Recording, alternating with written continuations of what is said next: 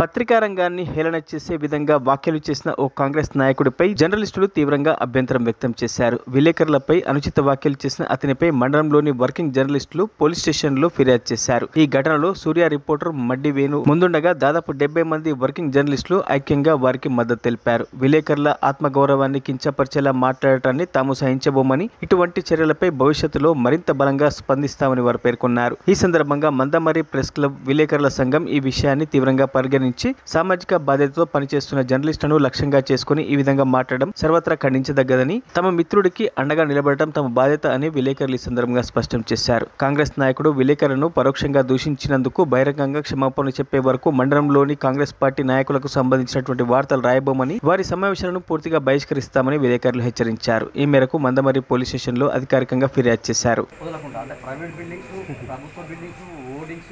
Illegal roads, bus stand అంటే ఇన్ని పెట్టినా కూడా కనీసం నది రోడ్ మీద పెట్టారు కదా సార్. రామనకల్ని బ్రిడ్జ్ కింద చూసారు 8 యాక్సిడెంట్లు అయ్యి 8 మంది చనిపోయారు. దానికి ఇప్పుడు ఫ్లెక్స్ ఎదురుగా అంటే మేమంటేనేమో మా దాడులు తప్పుతున్నాయి. కానీ మున్సిపాలిటీ మేము రాస్తాం సార్. ఎందుకంటే రావడం వల్ల మేము బలం అవుతాం తప్ప దాని సమస్య పరిష్కారం దొరుకుతలేదు. ఒకప్పుడు ఏంటంటే ఒక వార్త వచ్చిందని దాన్ని కనీసం 30% స్పందన వచ్చేది. వారు రాసుకుంటే మాకేమవుతుంది, అదే వాడు చేసుకుంటే మాకేమవుతుంది, అటు పోలీసులు పడుచుకుంటాం, పోలీసులు మేము తీసుకుంటాం, లేకపోతే కమిషనర్ మేము తీసుకుంటాం. అంటే మీకు అంతే సార్, నాకు తెలుసు.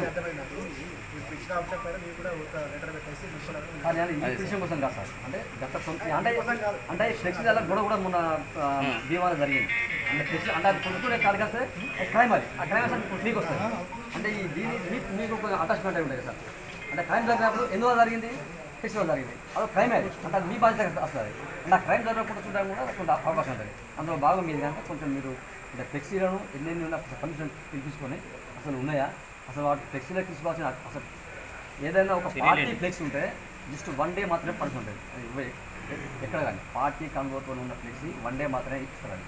జస్ట్ డే మళ్ళీ తీసేయాలి. ఏదైనా ఓడింగ్ లాగా వాళ్ళు ఏదైనా తీసుకుంటే వాళ్ళకి పర్మిషన్ ఉంటుంది, మున్సిపాలిటీ కడతారు, వాళ్ళు ఓన్లీ ఓడింగ్ వాళ్ళే ఉంటుంది. వితౌట్ ఫ్లెక్సీ ఉందని ఎక్కడ కూడా మీరు లేదు.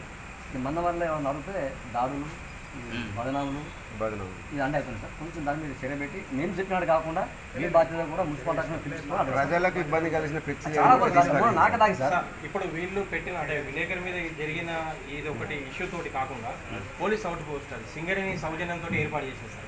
అంటే మీ యొక్క పోలీస్ స్టేషన్ సంబంధించిన దాని మీదే పెట్టింది కదా, మీరేమన్నా దాని మీద ఫర్దర్ ఇంకో సెక్షన్ తీసుకోవచ్చా, కేసు పెట్టచ్చు, అవకాశం కూడా పెట్టద్దు.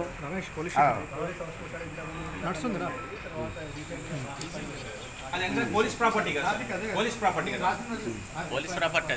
మీ ప్రాపర్టీకి ఇట్లా చేయడం అనేది రాజకీయంగా వాడుకోవడం అనేది చట్టరీత్యా మీరు కేసు చేయొచ్చా? మీరు ఏమైనా ప్రైవేట్ ప్రాపర్టీ పోలీసులే కబ్జా చేసిండు అక్కడ. కబ్జా చేసిన పోలీసు మాకు దిక్కు ఎక్కడి సార్, మీదే చేసిండు అక్కడ. ఏమనంటే పోలీసులు మా వల్లే మున్సిపాలిటీ మాదని చెప్పి కట్టాను సార్. వేరే నాకు